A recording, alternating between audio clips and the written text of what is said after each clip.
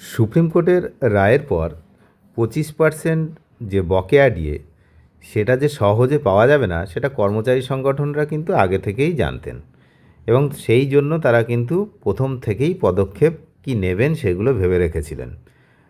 তো আপনারা দেখছেন যে রাজপথে আন্দোলন, এরপর আইনি নোটিশও গেল, নবান্নকে কড়া আইনি নোটিশ পাঠানো হলো এই সুপ্রিম কোর্টের নির্দেশের পর কর্মচারীদের পক্ষ থেকে।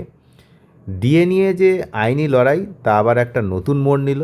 সুপ্রিম কোর্টের যে সাম্প্রতিক নির্দেশ তার এবার রাজ্য সরকারকে এই পালন করার জন্য আইনি নোটিশ বা লিগাল নোটিশ পাঠালো সরকারি কর্মীদের সংগঠনে ইউনিটি ফোরাম। তো চাপ বাড়ানোর জন্য কিন্তু এগুলো করা হচ্ছে, যে আন্দোলন করা হচ্ছে এবং এই যে নোটিশ পাঠানো হচ্ছে যাতে অবিলম্বে কার্যকর করা হয়, সেই দাবিতেই রাজ্যের মুখ্য সচিব নন্দিনী চক্রবর্তী এবং অর্থ দপ্তরের অতিরিক্ত মুখ্য সচিব প্রভাত কুমার মিশ্র তাদেরকে এই নোটিশ পাঠানো হয়েছে।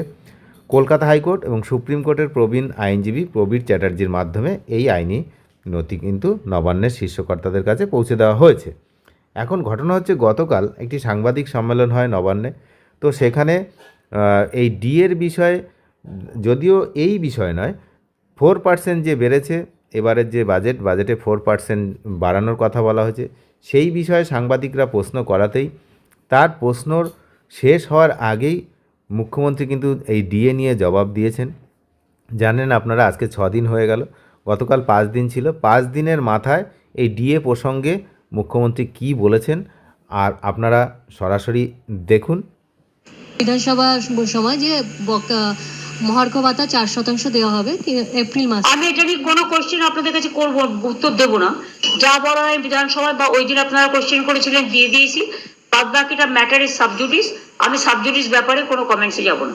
দেখলেন, এবার দেখুন যে এর পরিপ্রেক্ষিতে সংগ্রামী যৌথ মঞ্চের আহ্বায়ক ভাস্কর বাবু তিনি ঠিক কি বলেছেন। যার কাছে এটুকুই জ্ঞান নেই যে কোনটা বিচারাধীন আর কোনটা বিচার নিষ্পত্তি হয়ে গেছে, এই বিষয়টার নিষ্পত্তি হয়ে গেছে। সুপ্রিম কোর্ট বলে দিয়েছে যে 100%ই মহার্ঘ ভাতা তোমাকে মিটিয়ে দিতে হবে, তার মধ্যে 25% তোমাকে ইমিডিয়েটলি মেটাতে হবে। এই বিষয়টাকে সাবজুডিস ম্যাটার বলা, সেটা ওনার অজ্ঞতাকে প্রকাশ করে বলেই মনে করছি। এবং আরেকটা কথা, যে সাবজুডিস ম্যাটারের প্রতি যদি ওনার এতই স্পর্শকাতরতা থেকে থাকে, তাহলে এসআইআর নিয়ে মন্তব্য করছেন কিভাবে? আসলে ওনার কাছে জবাব দেওয়ার কিছু নেই। এতদিন বলতেন যে কোর্ট তার মতামত জানাক, তারপর আমরা সিদ্ধান্ত নেব। এখন কোর্ট যখন মতামত জানিয়ে দিয়েছে, তখন উনি সাবজুডিস ম্যাটার বলে পালিয়ে যেতে চাইছেন। নোটিশের যে শেষ লগ্নে ইউনিটি ফোরামের পক্ষ থেকে রাজ্যকে সতর্ক করে বলা হয়েছে, অ্যাপেক্স কোর্ট বা সর্বোচ্চ আদালতের এই সময়সীমা মেনে চলাই শ্রেয়। নির্দিষ্ট সময়ের মধ্যে নির্দেশ কার্যকর না হলে ভবিষ্যতে রাজ্য সরকারকে আরও জটিল আইনি প্রক্রিয়ার বা এর মধ্যে সম্মুখীন হতে পারে। কর্মীদের প্রাপ্য অধিকার আদায়ে এই আইনি নোটিশকে একটি অত্যন্ত বলিষ্ঠ পদক্ষেপ বা কৌশল হিসাবে দেখছেন কিন্তু আন্দোলনকারীরা। এখন দেখা যাক যে কি হয়। এই বিষয়ে কোনো ভাবনা চিন্তা সরকারের বানানো যে কমিটি তারা করেন কি না, কারণ আগেই কিন্তু বলে দিয়েছেন মুখ্যমন্ত্রী যে কমিটি গঠন হয়ে গেছে, তারাই সিদ্ধান্ত নেবে কি করবে, পরবর্তী পদক্ষেপ কি।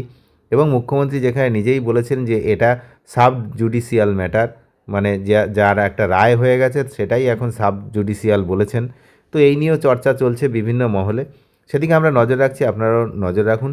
তবে শেষ যে কথাটা দিয়ে বলবো সেটা হচ্ছে যে ডিএর টাকা যত সময় না পকেটে আসছে তত সময় এগুলো চলতেই থাকবে। এগুলো আপনারা এত বছর ধরে দেখেছেন, এখনও দেখছেন। অধৈর্য হলে চলবে না, ধৈর্য ধরে এইগুলোই দেখতে হবে, কিচ্ছু করার নেই। কারণ এত বছর ধরে এইটাই চলছে, এখনও চলছে, রায় হওয়ার পরেও চলছে। তার কারণ রায় আগেও একবার হয়েছিল, টাকা কি পেয়েছেন? পাননি তো।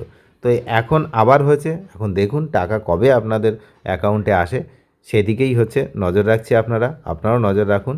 চ্যানেলে যারা নতুন তারা রাগারাগি করবেন না, নিয়মিত আপডেট পেতে অবশ্যই চ্যানেলটিকে সাবস্ক্রাইব করে সঙ্গে থাকবেন, কারণ এই জিনিস যেটা ঘটছে সেটাই আমি আপনাদেরকে জানাচ্ছি। Thank you.